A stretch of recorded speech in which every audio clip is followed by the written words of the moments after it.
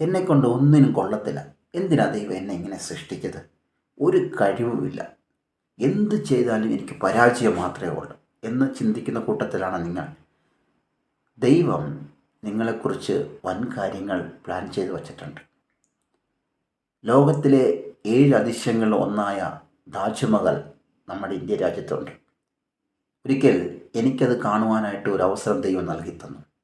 ഞാൻ പോയി കണ്ടപ്പോൾ എൻ്റെ കണ്ണ് അടച്ചില്ല, അത്ര മനോഹരമായിരുന്നു ആ താജ്മഹൽ. ദൈവവചനം ഇങ്ങനെ പറയുന്നു, സങ്കീർത്തനം 139 അതിൻ്റെ 14 വാക്യം, ഭയങ്കരവും അതിശയമായി എന്നെ സൃഷ്ടിച്ചിരിക്കുക, ഞാൻ നിനക്ക് സ്തോത്രം ചെയ്യുന്നു. ദൈവം പറയുന്നു, ഭയങ്കരവും അതിശയമായി എന്നെ സൃഷ്ടിച്ചിരിക്കുക. അപ്പം ദൈവം നമ്മളെ അതിശയമായിട്ടാണ് സൃഷ്ടിച്ചിരിക്കുന്നത്.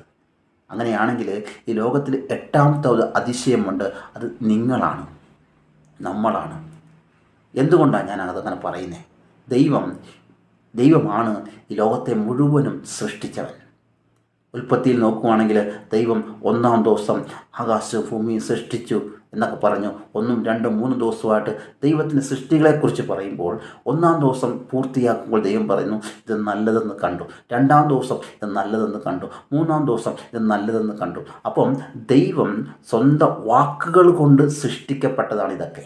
ഇതേ തന്നെ ഇത്രയും നല്ലതെന്ന് ദൈവം കണ്ടെങ്കിൽ, ഇത്രയും പെർഫെക്റ്റ് ആണെങ്കിൽ, ദൈവം സ്വന്തം കൈകൊണ്ട് സൃഷ്ടിക്കപ്പെട്ട് സ്വന്തം ജീവനെ നൽകി തന്ന നിങ്ങളും ഞാനും എത്ര പെർഫെക്റ്റ് ആയിരിക്കും. ദൈവത്തിന് തെറ്റ് പറ്റാറില്ല. ദൈവം സൃഷ്ടിച്ചതെല്ലാം പെർഫെക്റ്റാണ്. അങ്ങനെയാണെങ്കിൽ നാം എത്ര പെർഫെക്റ്റാണ്. പിന്നെ എന്തുകൊണ്ടാണ് എനിക്ക് ഇങ്ങനെ ചിന്ത വരുന്നത്? എന്തുകൊണ്ടാണെന്ന് വെച്ചാൽ നാം മറ്റുള്ളവരെ കാണുമ്പോഴാണ്. മറ്റുള്ളവരെ നോക്കുമ്പോൾ എനിക്ക് പല കുറവുകളുള്ളതുപോലെ എനിക്ക് ഫീൽ ചെയ്യും. പക്ഷേ ഒരു കാര്യം ഓർത്തോണം, ദൈവമക്കൾ നോക്കേണ്ടത് ദൈവത്തെയാണ്. ദൈവത്തിലേക്ക് നോക്കുമ്പോൾ നമുക്ക് ഒരു കുറവുമില്ല. ദൈവം നമ്മളെ പെർഫെക്റ്റായിട്ടാണ് സൃഷ്ടിച്ചിരിക്കുന്നത്. അതുകൊണ്ടാണ് ഞാൻ പറഞ്ഞത്, ഈ ലോകത്തിലെ 8ാമത്തെ അതിശയമുണ്ടെങ്കിൽ അത് നിങ്ങളും ഞാനുമാണ്. ഒന്നും കൂടെ സിമ്പിളായിട്ട് മനസ്സിലാക്കി തരാം. നമ്മളെല്ലാം യൂസ് ചെയ്യുന്നതാണ് ഈ ഫിംഗർ പ്രിൻ്റ് അല്ലേ. ഇന്ന് പല സ്ഥലങ്ങളിൽ അത് ഉപയോഗിക്കുന്നുണ്ട്. എന്തുകൊണ്ടാണ് ഞാൻ ഉപയോഗിക്കുന്ന ആ രേഖ നിങ്ങൾക്ക് യൂസ് ചെയ്യാൻ പറ്റാത്തത്?